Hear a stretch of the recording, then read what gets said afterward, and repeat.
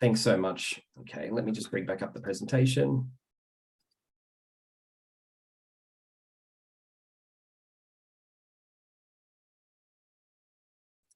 Okay, everyone, thanks so much for joining us. My name's Hugh. I'm doing this tonight with Mel. Social media plays a huge role in the success of your business, and to help expand your knowledge and give you some helpful insights on all things social, Charter Hall have invited their tenant customer communities from all over New South Wales to join this social media workshop run by us at the Digital Picnic. There are a range of Charter Hall retailers here joining us tonight, from Batto Bay to Campbelltown, Goulburn, Lake Macquarie, Maroubra and Dubbo, all over New South Wales. Just to name a few. If you have any questions or follow-up questions after the presentation, after the workshop, please feel free to get in touch with your centre marketing team member. So thanks everyone again for joining us. I work for TDP as well, and Mel does too. We're a social media agency, so we do work for clients, but we're also a social media educational body as well. So we teach a lot of different courses. We work with a lot of small businesses. We've worked with shopping centres in the past, and we've got a lot of knowledge to impart today on social media. So I'm looking forward to taking you through everything, and hopefully you learn a lot. As mentioned, I'm an account director at TDP. I've got 10 years experience in all things marketing. Big advocate for small businesses on social media. We do a lot of work with a lot of small businesses in a lot of different areas, everything from fashion to food to homewares and beyond. Love paid ads, pretty bad cook, and I own a cat. And this is Mel. Mel's going to be hanging out in the chat tonight. So if you have any questions, please feel free to just pop them in the chat section on Zoom. It should be available. It should be a little sort of speech icon. Mel will be in there. If I mention anything and you want any more context on it, please just put it in the chat. Mel will be able to answer. She's a senior social media strategist at TDP. A lot of experience with Facebook and organic, and a lot of industry experience as well. So on we go. So what are we talking about tonight? Well, firstly, we'll be covering the algorithm. The big social media algorithm, which is such an important part of social media and understanding that. And then we'll talk about Facebook. We'll talk a little bit about best practice, some of the tips and tricks for getting your Facebook feed looking how it should. We'll be moving on to Instagram after that and doing a sort of similar overview for Instagram. Then we'll be touching on TikTok. TikTok's a pretty new platform in the general scheme of things when it comes to social, but it's incredibly powerful, and there's a lot of growth in TikTok at the moment. So I want to touch on that.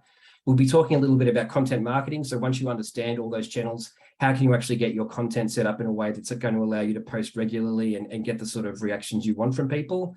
And then at the end, we'll be touching on paid ads a little bit as well. Paid ads is a huge part of the social media landscape. We won't be able to go through everything tonight, but we'll at least be able to give you a sort of taste of what you can do and what you can accomplish through paid.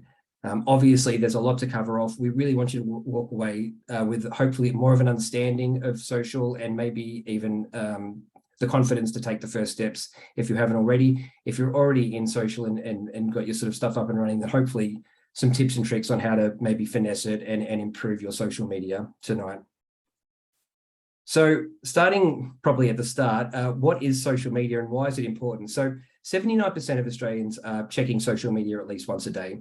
And when they're doing this, they're really aiming to make connections with people, with their communities, and with the businesses they love. Traditional marketing is still very powerful. We're talking about, paid ads. We're talking about TVCs, television commercials, print ads, flyers, brochures, things like that, catalogs. They're still very powerful, and they still give you an opportunity to reach audiences. But the connection you have with people through that sort of advertising is very transactional. You basically ask them to do something, and then they make a decision on whether they're going to come and do it. A good social media strategy allows you to create a slightly stronger bond with your audience, and that can increase customer loyalties in ways that a standard sort of marketing plan or a traditional marketing plan can't quite do. This is sometimes called investing in the trust economy, and sometimes called brand building. And you're probably seeing it a lot more in the sort of media that you consume on a regular basis, that the businesses nowadays are a lot more invested in how they're perceived and what people think about those businesses, as opposed to just making a sale. It's become much more important over the past sort of maybe 5 to 10 years. And social media has had a lot to do with that. Businesses are a lot more invested in transparency and giving people an understanding of what they are all about. And that's something social media can help with and help your business with. One of the key things to social media is keeping your audience engaged and keeping them engaged in a way that not only benefits you, but also benefits them. That's very important. And we'll take you through some of that tonight. And the way you basically reach people is through the algorithm. So the algorithm is basically a calculation that social media platforms like Facebook and TikTok and Instagram make, to a calculation they make that they think is going to keep people engaged in their content. So a lot of different factors go into creating or to sort of building out that algorithm. But the way we like to think about it is the 2-week train. So once someone joins your page or follows you or likes you, you've basically got 2 weeks to generate an engagement with that person before they fall off your train. So if you've got someone coming in new, you really want to try and grab their attention in the first 2 weeks in order to keep them on your feed. There's hundreds and thousands of factors that go into determining what is going to get something to the top of the news stream. And this is what it's all about, getting people to the top of the stream or top of the feed. And we're going to have a look at a few of those now. So these are some of the things that will get people on the 2-week train. Simply stopping your scroll. So if you're scrolling through something, scrolling through a social feed, and then you stop on a particular item, that's considered an engagement, or that's considered a good result for the algorithm. Liking, commenting, or sharing your content is also considered something that's very good for the algorithm. Giving an emoji reaction or a reaction to content is very good, and that's something that's highly sought after. Clicking a read more on a caption. So if you've ever sort of read a caption on social media, it's got a sort of read more button on it. If you click on that, that's also good. Viewing a video is also good. So just sitting and watching a video is very important. Private messaging content or direct messaging content to a friend that you've posted is important. Saving a post can also be great. People searching for your account is also good, and something the algorithm takes into consideration. Basically, any interaction with content is considered really positive and helps propel your content forward in the feed. And that's primarily for Facebook. For IG, it's all those things, as well as watching stories through Instagram, interacting with your Instagram account, stories again, and then DMing content to a friend, similar to what you would do on Facebook. Those are the algorithm wins for Facebook and Instagram. I'd probably put TikTok in there too. Very similar sort of platform in terms of the way the algorithm works. There are some subtle differences, but on the whole, all the platforms operate the same way in terms of the algorithm. They're really about fundamentally about keeping your eyeballs on their platform for as long as possible. So if your content can do that, that means that you've got a much better chance of getting more content to more people in the future, because that platform has identified you as a content creator that people are interested in. So how does the algorithm prioritize content? There are lots of factors. We're going to take you through 3 of them for Facebook, and this is very similar to what you'd see on Instagram and TikTok as well. The big 3 are affinity, the level of interaction that the person's engaged with, and the timeliness of the content. Now, what do those look like? So affinity is basically a score, and this is a word you'll hear a lot in social media, a score that's based on the regularity of interactions you have with a friend or a page or a business that's published a particular piece of content. You've probably noticed if you're married, if you're in a relationship, that you're getting a lot more content at the top of the feed from your partner or your significant other. And that's because you have a much higher affinity with that person.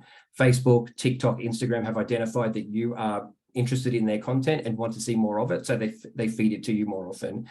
Similarly, if you follow a football team, or if you're a member of a particular Facebook group. I live in an apartment block, and we have a apartment block group. I often get that content at the top of the feed because Facebook has identified me as someone who will have a much higher affinity with content that comes through from that group. So if you're regularly interacting with a page, that increases your affinity score with that page. That could be visiting the page, clicking a like button, leaving a comment on a user's status, or looking at a picture. Just anything like that will increase your affinity score and your overall affinity score, and you'll be more likely to see content as a result.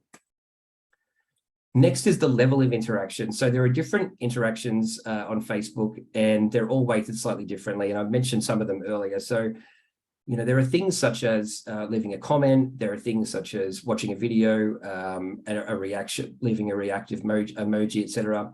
They all have different weightings, and the way that the platforms generally decide on which one has the highest weighting is what what is the hardest to do? What takes the most effort for the user to do? And to give you an example of that, if you're watching a video, that's a pretty easy thing to do. That's a pretty passive engagement. However, if you're commenting on a video or saving a video, that's a much higher level of interaction. That's the platforms consider that a much higher level of interaction. So taking a larger level of interaction will increase your overall score and that'll give you higher levels of interaction, and it'll mean that you're more likely to show up in a user feed in the future. And then the timeliness of content. So the fresher your content can be and the more up to date, the more important it is to the platform. So no one wants to read yesterday's news. The newer content that you show has a much better chance of showing up in the feed than older pieces of content. And for that reason, it's very important to maintain a very regular posting schedule. Content that's varied and interesting, that includes different niches is very important. But it's also very important to keep your content as visible as possible. So those are the three key areas: affinity, level of interaction, and timeliness. If you can nail those three, that's a big step to getting seen in the algorithm and boosting your content in that way. So now that we know sort of how the overall algorithm works, what about the particular platforms and what they can do? So firstly, I'd like to touch on Facebook, and this is the biggest platform by far in social media. What do we love about it? Well, everyone's there. There are 15 million active monthly users in Australia. It's a great place for people to chat and start conversations. There's a lot of activity in community groups at the moment. It's a great place. This is very important for small business. It's a great place as a virtual storefront as well. Facebook's sometimes the first place people go to learn about a business and to get updates on stuff like trading hours, for instance. So it's really important to have a nice presence there if you're a small business. And there's also a lot of functionality. So there are really great opportunities to do live streams, use the Messenger service, which is connected to Facebook, to talk directly to people, or even dip into augmented reality or virtual reality. That's obviously pretty far advanced, and it might be a bit too much at the moment, but definitely things like live streamed and using Messenger are things that even sort of novices and amateurs can make a start on. So in terms of best practice, what's the best way to approach Facebook? So I just want to take you through getting set up on the platform as a starting point. When you've got your page ready to go and all sort of functioning as it should, these are some of the things you might want to consider from a creative point of view to get it looking super schmick. Firstly, the profile image. We would always make this your business's logo. So that little image at the top should always be your business's logo. That will make you instantly recognizable to new visitors, which is very important. The cover image, which is the image that sits up above the top of the page. It's obviously very important to have an image there, but it's also really important to have something that reflects what your business is all about. So it could be a pic of your team. It could be a pic of some of the fantastic products that you have on offer, or it could even just be a pic of the storefront as people see it in the center. And it's very important to have that sometimes, just so people have that visual representation. You can even have all three of those if you did decide to go down that path. You can use multiple images in the cover section, so people can scroll through them. The about section, this is where you can place all the info about your business. It's very important to have this updated and include all the relevant business info, like your phone number, your email address, your website if you have one. Opening hours are really great to include in there as well, and even the physical address. Even if you are in a center, it's always good to be able to call out what you're near and the sort of other businesses that are around you. And don't forget to include a little about section, so a little mini bio of what the business is all about. So a spiel on things like who you are, why you started the business, and the products and services that you offer are also great to include. And then the CTA button. So a CTA button on the page, you might have seen there'll be a big follow button sometimes on pages. You can change that and make it something different if you wanted to. So you might want to change that to learn more, and then use that button to make people click through to your website. Or you can even turn that into a contact us button, which could bring up your mobile number or your email address. There are lots of options to choose from. Don't have to use it as a follow button. It can be something that has a bit more of a business outcome if you needed it to. And what about content on Facebook? So I think obviously content is what really matters on any of these platforms. A lot of the stuff that we're going to talk about tonight is based around that. Think about some of the Facebook pages that you like. and the content that you've seen that you really enjoy. I think that's a really great way to think about how content works and why and what sort of content does work. Do you like content that's focused on memes, for instance? Do you enjoy content that focuses on fantastic tips on a subject that you're interested in? Or maybe you love a certain business and want to keep up to date with what's happening in their world. These are all things that you might want to consider in terms of what content is going to work for your business as well. One thing that is very important to note is that Facebook really loves storytelling and loves the idea of a narrative through the content. It rewards people. It rewards businesses that build up different content streams and different content narratives, and you won't get the same level of I guess, reach that you would if you were just publishing, you know, a screenshot of a catalog or a really aggressive buy this or shop now message in your content. It really does reward a much more subtle digital storytelling approach. That's not to say you can't have those kind of posts occasionally, and we would absolutely recommend that, because at the end of the day, you know, we are businesses and we all want to make sure that we're selling content, we're selling our products and services, but you do have to flesh that out with something that's going to, as we said earlier, keep people engaged and offer them something as well as just pushing for sales. For us, a high quality, consistent, gentle, organic content approach is the best. It helps build incredible momentum. And then if you ever do want to pursue Facebook ads, which we'll touch on a little bit later on in this presentation, it really does help in that regard once you've got that organic content up and running and firing. And what about in terms of frequency? So this is often a question we get asked quite a bit, and that's and it's very important to have a think about what's working from a frequency point of view.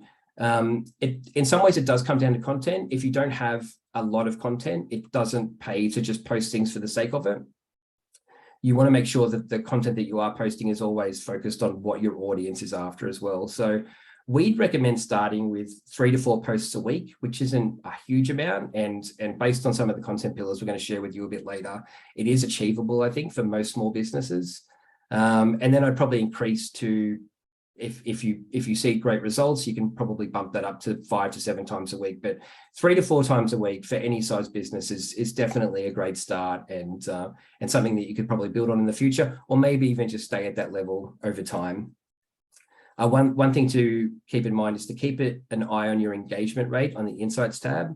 If you are posting too much content, you will see your engagement drop over time. That's probably a good indication that you might be posting too much content and it's really not having the impact that you want it to. Just a little note at the end there, add value, not noise. So yeah, just keep on posting stuff that people are interested in and people are engaging with, opposed to just posting for the sake of posting. And again, what sort of content do followers want to see? Well, share the sort of stuff that they want to see. And a good way to sort of think about it from the outset is start with a commitment to your audience and deliver the type of content that's useful, educational, interesting, and entertaining for them. There's a lot of talk around social media that Facebook, Instagram, these sort of platforms, they won't let you get your content out there unless you are spending money. I think there is a little bit of truth to that, and that they do want you to spend money, but these platforms are also quite happy for businesses to not spend as long as the content they're producing is considered valuable by their audience. Because at the end of the day, as I said, what they really want are eyeballs on their platforms. If you're not spending but you're producing fantastic content, you can still get that sort of reach. Might not be as strong as it was sort of 5, 10, 15 years ago on social media, but there is still that opportunity there.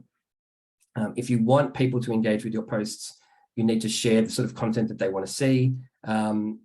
You don't have to necessarily share content that is connected to your industry. You can share content that has some sort of very tenuous link in some ways, and that's absolutely fine as well. And then I think finally on content, always ask yourself, can this be a video? If we've learned one thing over the past 10 years, it's that video content is never going to go away from social media, and it's only going to become more valuable over time.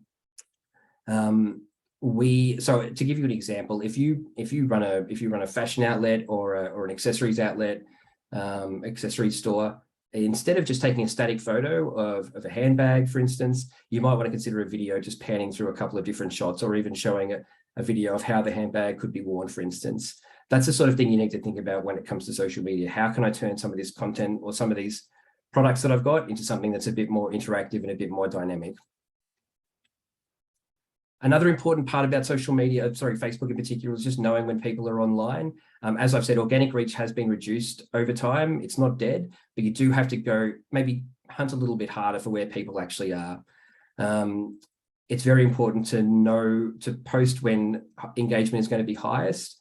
That's not necessarily when users are logged in. It's more about finding out when they're going to be most likely to engage with your content. So, if you're anything like me, you'll have Facebook on in the background. Or I work in social, so it's more common for me probably. But you'll have Facebook on in the background all day, but you're not necessarily looking at it. When you might look at it is first thing in the morning when you wake up, or sort of evening, just as you're, logged off for the day and you're just sitting on the couch while dinner's getting made, or whatever it happens to be, or after that.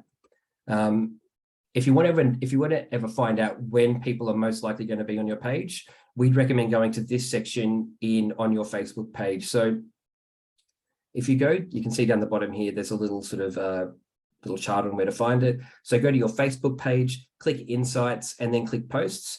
And this graph down here shows you the times that people are most likely going to be engaged with your content. Makes sense, obviously, like you'd expect people to be sort of looking at your page at about sort of 6 a.m. onwards and then dropping off by 9 p.m. But for some businesses, you will see peaks and troughs over the course of the day. So you might see a really big jump just before lunch if you're if you're in the food sort of world, or you might see a sort of jump just before knockoff time if you're sort of a sort of pub or something like that as well. For example, we've got an example up the top here. If you think that your audience is going to be on the train doing their morning commute, your content should be really appropriate for that time. Think about what they might be doing and try to create your content around that experience or that action. So, if you did want to reach people on their morning commute and talk to them in a way that was a bit more authentic, maybe talk to them about, work's coming up, got another day, but if you're looking for something to do afterwards, come and check us out at lunchtime or something like that, for instance. And then also have a look at who you're talking to online, which is very important as well. So again, go through to your Facebook page, go to Insights, and then click on People. And then you can see a breakdown of the sort of people that are engaging with your page. There's no point having a great strategy and producing all this great content if you're not reaching your target audience. Obviously, if you're running a business that specializes in something that's very gender specific, and you find that you're getting the completely wrong gender and the completely wrong age group, then that's obviously something you need to look at and maybe re-investigate what you're doing from a content point of view. This is ours. We've got a lot of female fans and female interest in our content, so very heavily weighted towards females. And then obviously in this age group, in this bracket, 25 to 44 is sort of what you'd expect to see from a social media point of view, and where people sit in the social media sort of landscape. Those would be the sort of people that would be interested in our content. And once you've got all that sorted, if you ever want to auto schedule content, it's very easy to do. This is a really great time saver, so you don't have to go in every day and basically put up a new post. If you go to Facebook Creator Studio, which is available through your Facebook page, just click on Create Post. And once you've done that, go into the dialog box and type your copy and upload your creative. And then you can just press schedule instead of share now. So scheduling allows you to put a post up at the time of your choosing. And as mentioned, it's really great in a case where you might want to schedule something for a particular time, so the content's a bit more timely in that regard. So if you wanted to target people after hours, it's great, or get them during those sort of peak posting times. Responding to engagement is really important as well. Facebook loves to see an engaged page. So that means that people are being responded to when they reach out to you. It really does score you quite well in that regard. And it really does help with your overall reach, and it helps you get more presence on Facebook as well. We would recommend responding to every comment that you can. So if someone writes to you, make sure that you're answering their questions. If they express their sort of gratitude or their love for what you're doing, then make sure that you show them some love back. And if they have any complaints, obviously these are trickier to deal with, but make sure that you're addressing those as well. What we like to do if we see a complaint and it's something that we don't necessarily want to sort of thrash out over the comment section in a post, is just say to that person, hey, I'm really sorry you had an experience like that. We're going to DM you and see if we can resolve it, something along those lines, just to make sure that it's not popping up and taking over a post. That also helps if you think things are going to escalate, just to help take it offline and take it out of sight to a degree. Make sure you're responding to everything. As mentioned, we do understand that you've got 1,000 things on, and you probably don't have time to just sit on Facebook all day responding and write and clicking emojis on posts. We spend about 10 to 15 minutes a day on each of our groups to make sure that we're responding effectively. So what you could probably do is set aside, hopefully, if you've got 10 to 15 minutes in the morning to respond to any questions, and then maybe in the evening or just before you're leaving for the day, respond to any follow-up questions. That'll mean that you're responding in a 12-hour block, which I think is more than enough for most small businesses to get through all the comms that they have, and make sure that you're responding to everyone and everyone feels like they're getting the love. So that's pretty much it for Facebook as an overview. I'd just like to take you through Instagram now. So just in case you don't know, Instagram and Facebook are the same company. They're both owned by Meta. A lot of what happens on Instagram is applicable on Facebook and vice versa. And you'll also find that a lot of the tips and tricks we give you here from a content point of view are applicable on both platforms as well.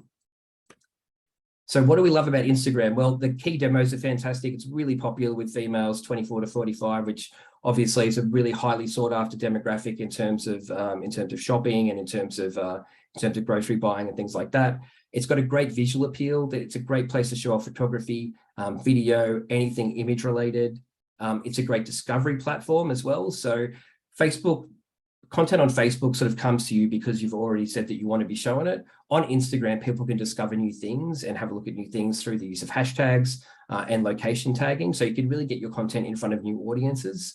And it's got a much higher engagement rate than Facebook as well. So if you get your content mix right, you can actually reach more people and generate more engagement and get more eyeballs on your content as well.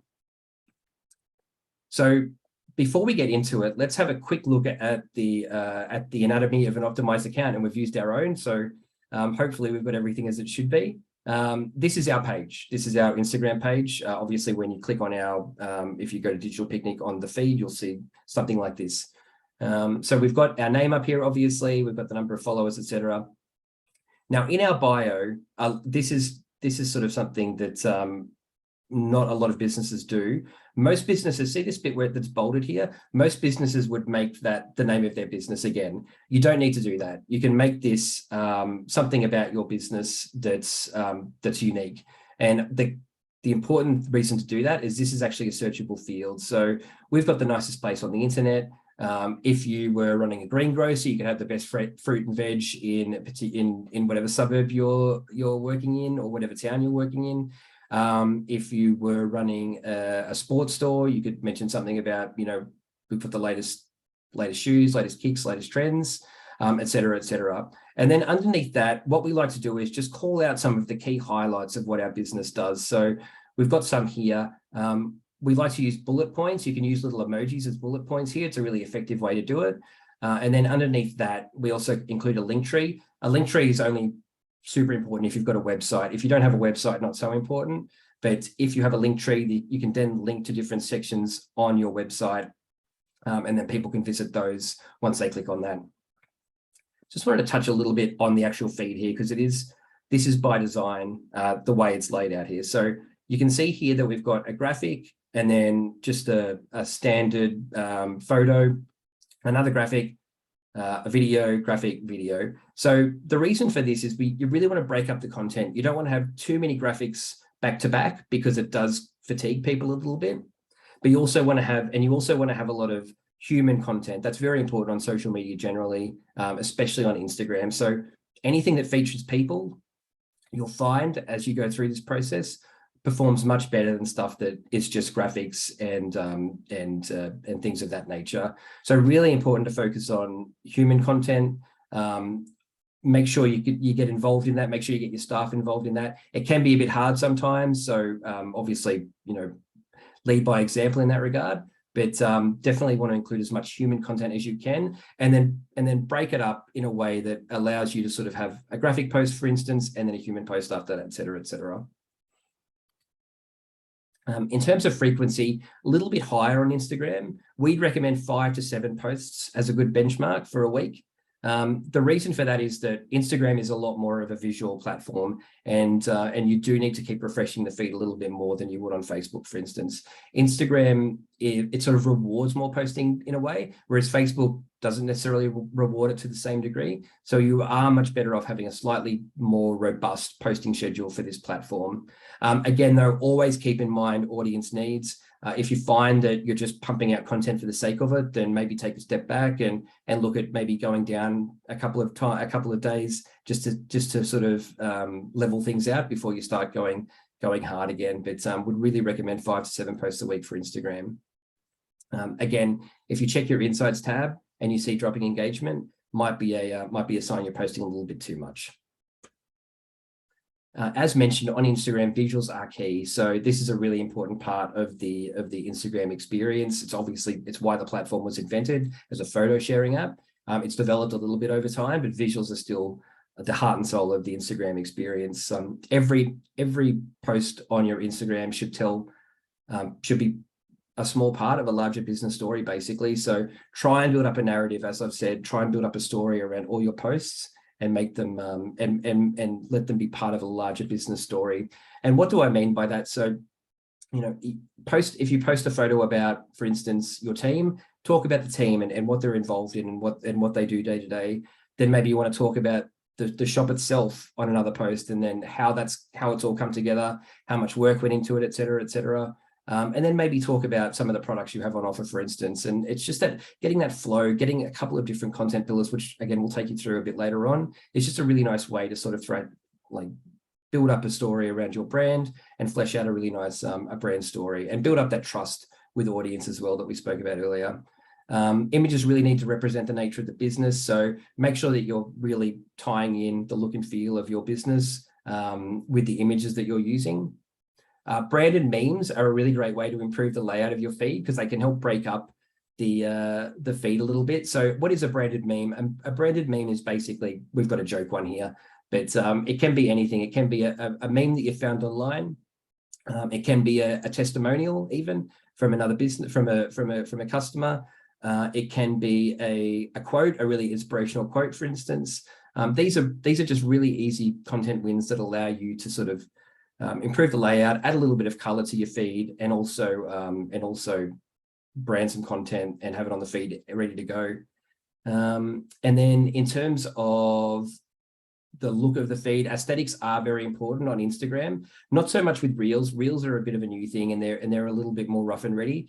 But in terms of photography, etc., you really do need to have that very sort of schmick looking content. So make sure you're really focused on getting something that looks great. If you are taking photos, it'll be much more likely to attract attention and drive engagement.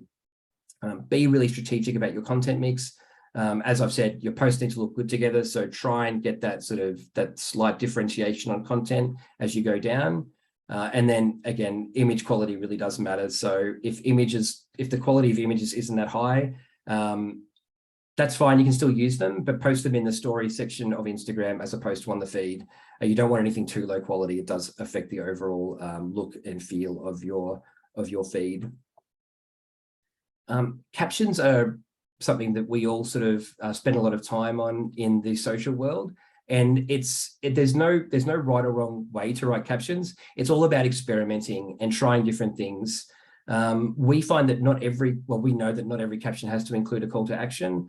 You can win over your audiences with clever captions on Instagram, which is really important. And you can also obviously tell a story about the content that you're posting as well. Some of the things that we like to try include making them more humorous and clever. If that's your thing, that's fantastic, and really dive into it. We use longer form captions. A lot of people will tell you that shorter form captions are more important because people won't read through them. We've actually found the opposite. If you do have a lot of copy and you do have that sort of really engaging copywriting style, people will actually read through the captions, which is really important. We'd also recommend switching between shorter CTAs and captions and longer ones as well. Include personal posts in your content marketing mix with a caption that suits it. So if you're a business owner, maybe include a photo of yourself and then talk about what your business is all about, or whatever it happens to be, the challenges you're going through even. And then do your best to write something memorable. It's obviously incredibly hard, and not everyone's a natural copywriter. If you do have those skills, then absolutely dive into it and fill your boots. If you are someone who struggles with copywriting, then maybe keep things short and sweet for the moment. But it is something to try and develop over time. Here are some examples of some of the captions that we've used in the past on some of our posts. And we've chosen these three because they are all completely different. And I just want to take you through all three of them. So the first one is a product post, but it's not that salesy. So basically someone's written to us congratulating us on the course, which is fantastic and something we'd love to see. But down the bottom, we've also included a little message saying, hey, if you think that sounds like something you'd be interested in, there are still 5 more spots available that you can jump on. So please do so. That's just a really nice way of incorporating a sales message into a post, but not making it over salesy. The next one is really short and sweet. So we've got a branded meme here, and then at the bottom we've just got a really short caption. And then the last one, this is something that our founder has done, and just talking about their experience in working in a certain area, and then basically going through it, telling a really personal story. And the sort of engagement you get from these posts can be very strong, because obviously people want to feel a real connection on social media, as mentioned. And then in terms of, again, just like Facebook, it's very important to interact with users. Don't just cut and run. So once you've posted, try and set aside some time every day to do that commenting, to do liking, to just generally be a very good person. Instagram especially can be a very sort of supportive and lovely platform.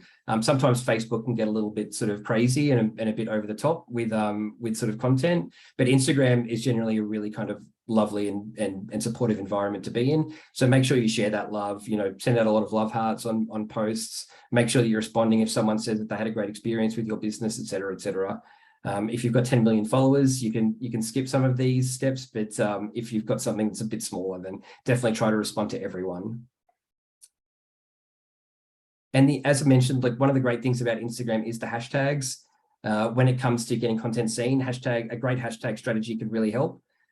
We would recommend creating a hashtag set for each content theme. So let's just say you've got content based around your products, your team, and the area you work in, the suburb you work in. Create hashtags for all 3 of those, and then use those hashtags ongoing to promote your content.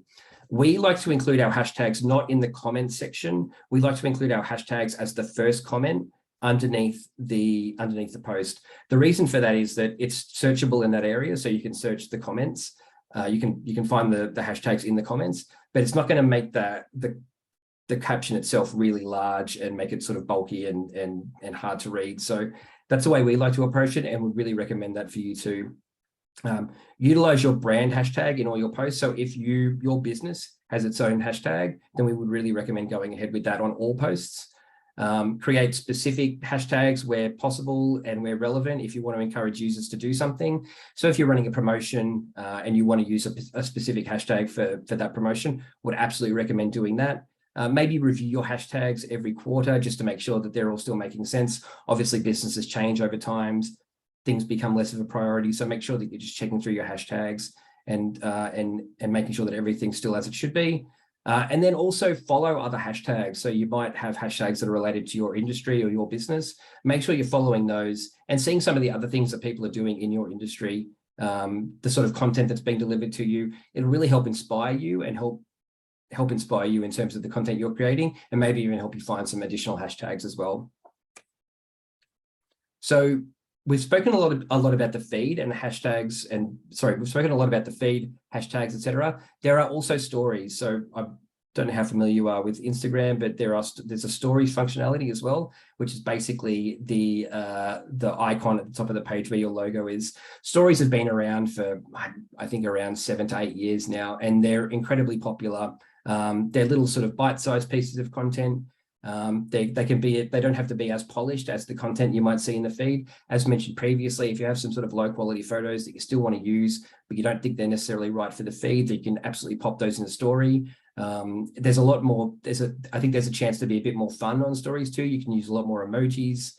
You can regram things from other people. It's a really nice way to sort of up that engagement, but we would really recommend posting to both feed and stories.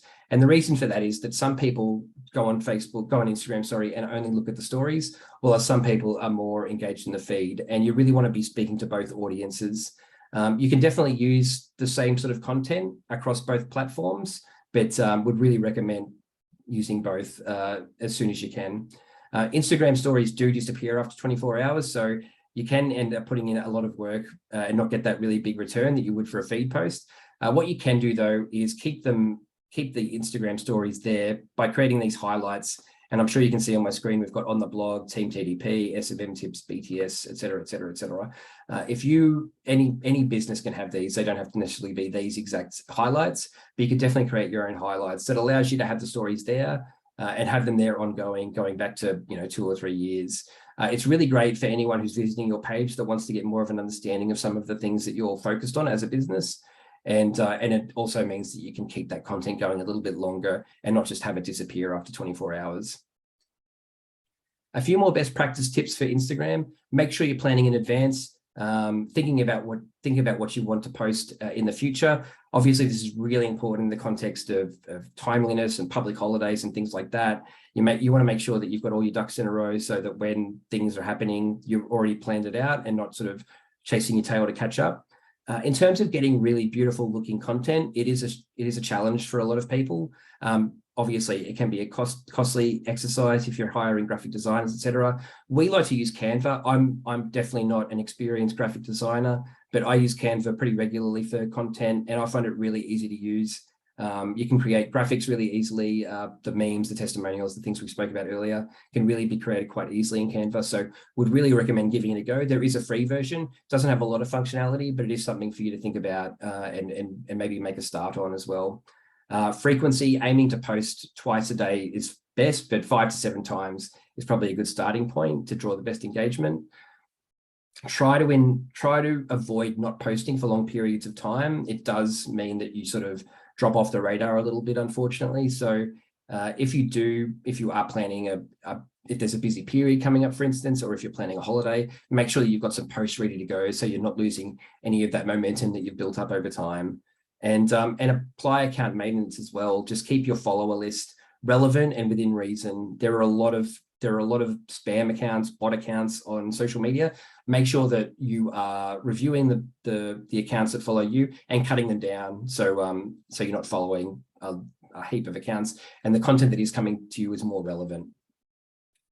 That's Instagram. And now we move on to TikTok. So TikTok's the sort of new kid on the block to a certain degree, although it's been around for about 5 years now. One of the things that is really noticeable about TikTok is how much it's just exploded in popularity in the past sort of 2 to 3 years.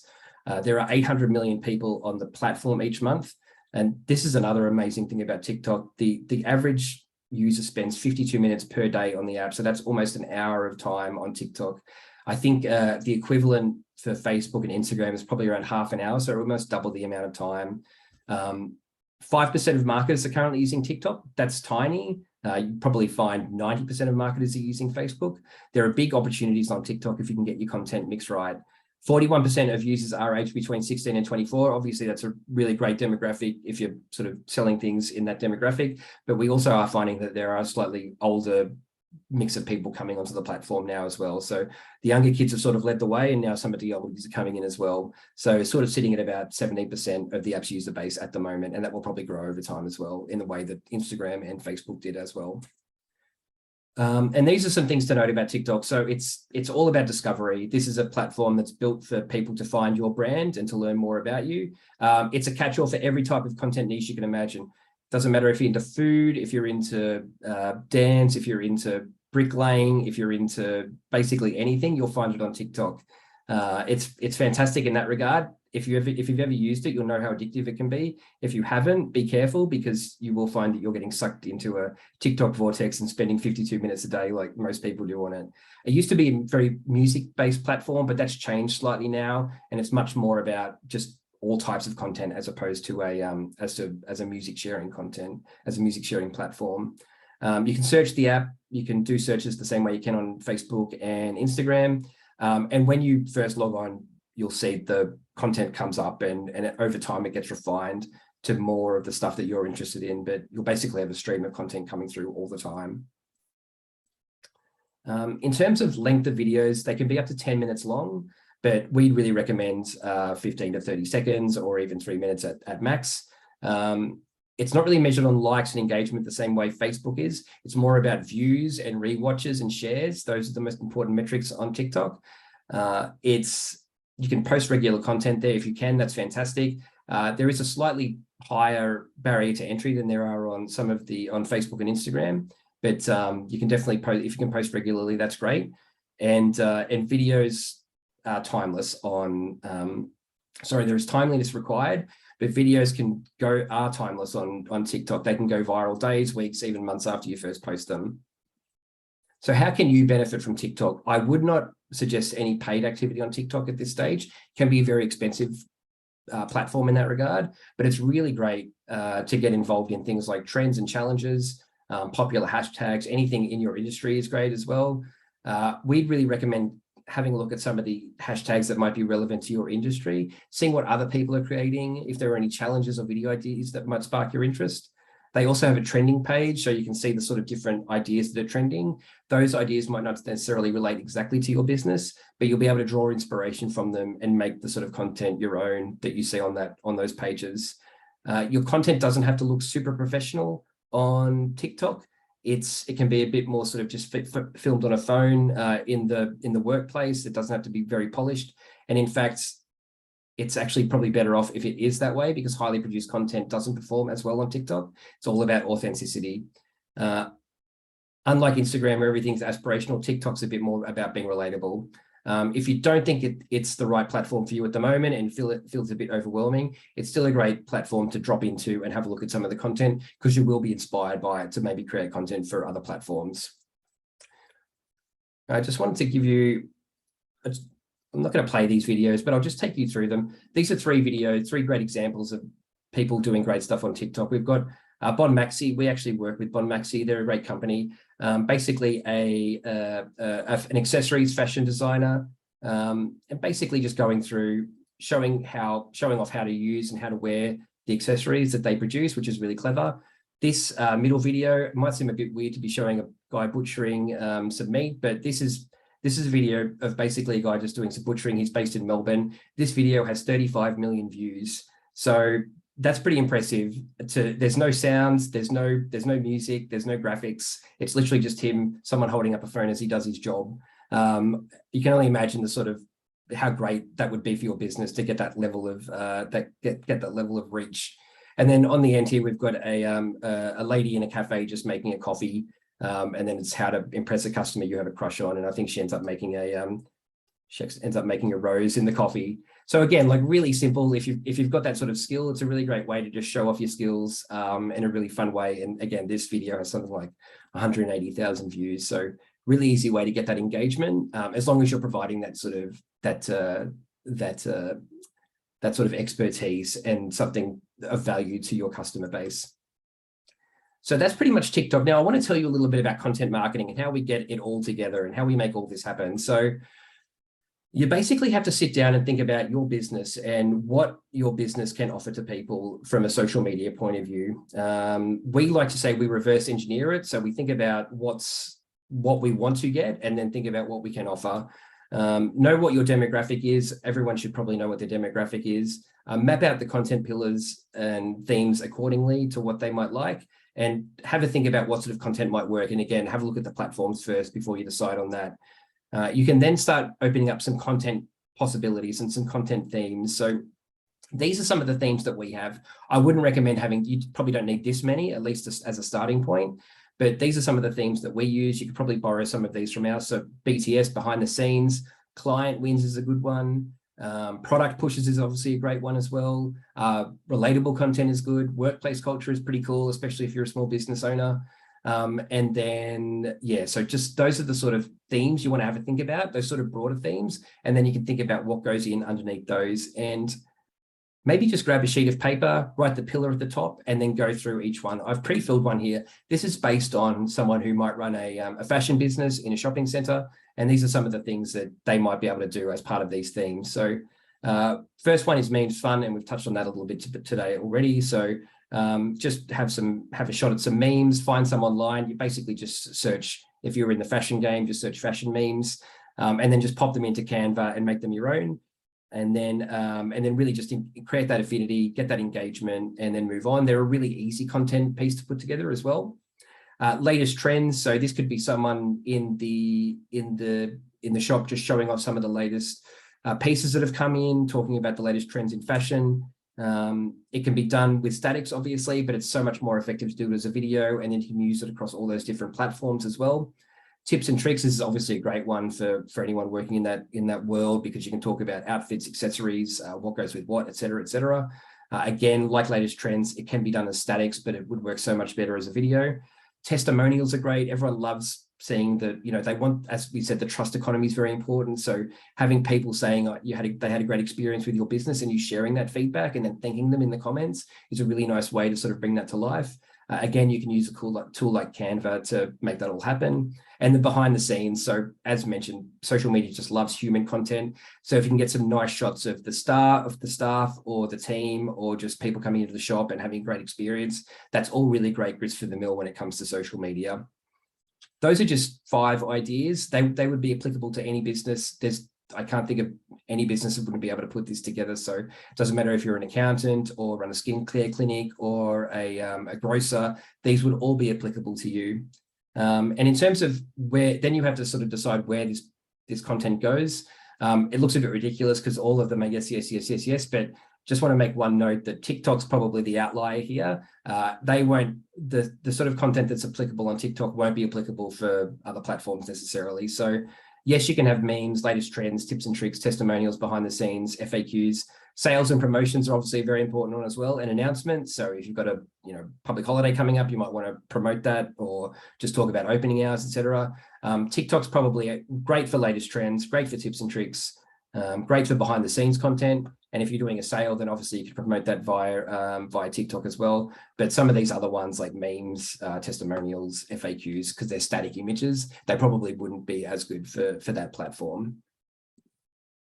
So now that you've got all your content together, it's very important to think about that affinity placing again, and putting it in the right place. So that ensures that what's being posted is going to remain and appear in people's news feeds. So first, you need to know what's generating affinity, and you will learn that over time. So once you start posting things, you'll start to see the sort of content that's working with people. And then you can make sure that you're posting it more regularly, and you're scheduling at a time when people are most likely to engage with it. We call it affinity placing. We do it all the time in our own feed. We know our founder especially knows exactly which posts are going to perform the best, and we place those accordingly. We like to think of it as a 1-to-6 ratio. So basically for every 6 pieces of content, we know that one of them is going to absolutely rocket ahead and outperform the others. So try and base your content strategy around that. Try and get that one piece of content in every 6 that you know is just going to sort of really make headway. Again, you probably won't know that immediately or initially, but you will learn this over time once you start posting more content. And then, you really want to just try and hit your average reach and get that really great content out there. Sorry, I'm just skipping ahead a little bit because we are running out of time and I want to get through everything for you. So 1-to-6 content. So every 6 pieces of content, get that one piece that's absolutely killer.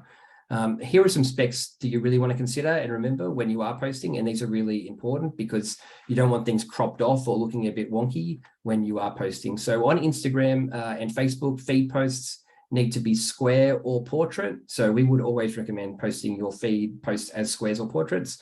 And that means that they're either square, which is 1-to-1, which is 180 pixels by 180 pixels. If you're not a graphic designer and you don't know what any of these terms mean, don't worry. If you use a program like Canva, they will have pre-built frames that you can put stuff into that will actually crop it for you, and then you can just adjust it accordingly. So square is 1-to-1, and then portrait is 4-to-5, so 180 by 350. A square is a really nice universal piece of content because it just sits really nicely in the middle of the phone. Most people use mobile to view social media, obviously. Instagram and Facebook stories, we recommend 9:16. That is basically 1080 by 1920, and that sort of that covers the whole screen. So a typical mobile phone screen is 9:16. Try and limit to 15 seconds per individual story. Some more specs, Instagram Reels. There's a little bit of complication around this because they are changing a little bit at the moment, but we would really recommend vertical videos, 9:16. That's the exact same format as Instagram stories, which is actually really handy. You can look at portraits, which are 1080 by 1350, and you can even do square format, which is 1080 by 1080.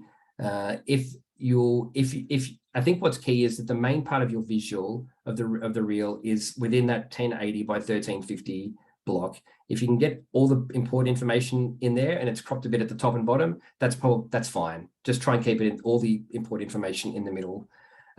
TikTok's a bit simpler, nice and simple. It's just 9:16, so 1080 by 1920. And planning, look, it's pretty straightforward. Just get an Excel spreadsheet, put all the dates in that you need, and then just say, I'm going to post this post on this date, et cetera, et cetera, et cetera. It'll really help you plan out your whole month. It actually is really great to do it this way because you'll find that it fills up much more quickly than you'd imagine. Once you factor in things like, you might want to do a post talking about the public holidays coming up. You might have to do a couple of memes, for instance. You'll just find that it almost starts populating itself once you sort of get going. And then you can obviously allocate those content pillars throughout the month as well, and just keep on thinking about that big affinity placement and where you're going to put those when you know the posts that are working for you.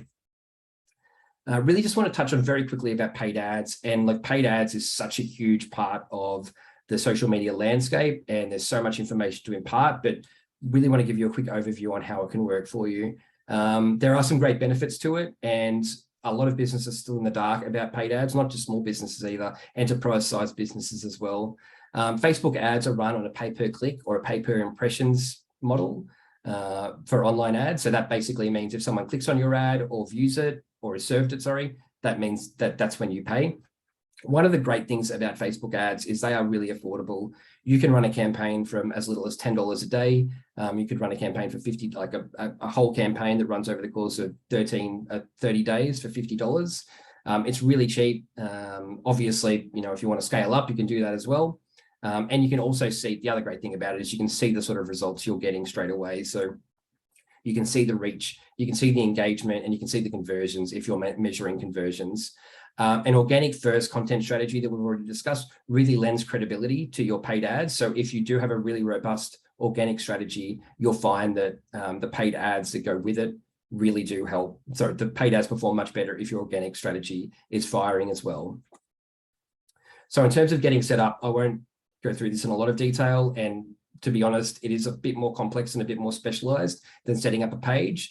But you'll need a business manager account if you want to manage things like admins, pixels, catalogs, etc. You'll need an ads account, and you'll need to link it to your business manager, and you'll need to set up a tracking pixel that's tracking events through business manager. As mentioned, this is a little bit more specialized, so would absolutely recommend you having a go at it, but you might find that you do need to bring in a specialist to help you actually get this stuff humming the way you want it to. And just in terms of objectives on Facebook, these are the sort of things that people can measure. And when I say Facebook ads, sorry, I should point out, I'm talking about Facebook and Instagram because they are the same company, and it's very easy to run ads across both platforms from the same ad campaign. So you've got 3 objectives, and this is really a funnel. So you've got awareness, consideration, and conversions. And the biggest is awareness. That's the sort of top of the funnel. That's where you'll find the most people. And this is really a chance for you to build out brand awareness or reach. So if you've got a business and you've just got to get as many people to find out about something that's happening as possible, you could really go for a reach campaign. You could target it to your particular geolocation as well. So, within 10 kilometers of the shopping center, that's a really great way of just getting as many people as you can to look at the ad.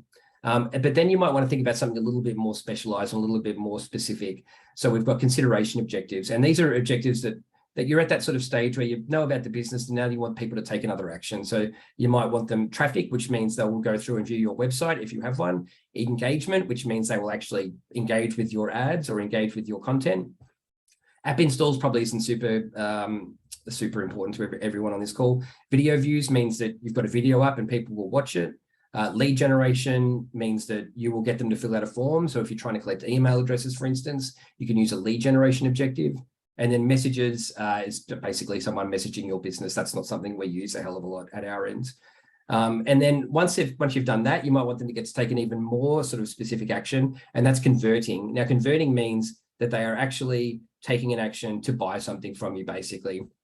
There are 3 conversions objectives. There's conversions, which is a conversions objective, and that basically means that someone's gone to your store and your online store, sorry, and purchased something, and you can trace that back to this Facebook ad that you've run. Catalog sales is very similar, but you need a catalog set up through an e-commerce site like Shopify. And then store traffic means you've had people come into store, and Facebook has ways of measuring the efficacy of those.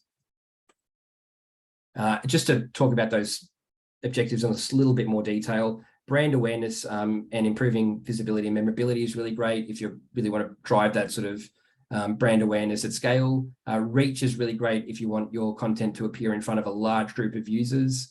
Engagement's really great for getting those interactions on your content. Page likes if you ever want to build up a bigger audience on your page. It's something we've used a little bit ourselves. It's something that you might think is a bit of a vanity metric. It's something that you might think, I don't really care how many people are on my page as long as they're coming in the door, but it does help build up that social proof and that trust economy. Traffic's really great if you want people to visit a website. We use that all the time. And then lead generation, if you do want to build up a database, and conversions, if you want them to fulfill a purchase. You can use some of these objectives together as well. So for instance, if you're looking to build up more sales, people aren't necessarily going to convert if you have a conversions event at the bottom. You might need to warm them up a bit and get them to go to your website first. So you might consider a traffic ad first, and then retarget that audience as part of a conversions campaign, which then allows you to sort of warm up that audience, and then hopefully that will result in a conversion for your business. In terms of making a good Facebook ad, we really recommend using a conversational tone. Just because it's an ad on Facebook, you don't want to change your whole direction of content. You want to keep it very similar to the organic content with maybe a little bit more of a sales push. When you're on Facebook, you're not just competing with other advertisers, you're competing with people's friends. You're competing with people's weddings, you're competing with funny cat videos, you're competing with basically everything. So if you're too salesy, people will switch off. You do need to sort of still keep that very conversational tone going. Lifestyle imagery looks really great. So not anything that's too branded or too graphic heavy. We'd really recommend going with something that looks almost like an organic post. Really be clear on your objective and create copy that reflects that. So if you are trying to get people to visit your website, make sure you talk about why people should click through. And don't forget CTA. So there's a range of CTAs available on Facebook. Make sure you're picking the right one. So for instance, if you want people to shop now, then use the shop now CTA. If you want people to apply for something, then use the apply now CTA. If you want them to sign up for something, same again. Just make sure that you're using the right CTA for the right objective. I think that's it, everyone. Does anyone have any questions? I think we might be done, to be honest. All right, thanks so much, everyone. Really appreciate your time, and hope you all enjoyed it.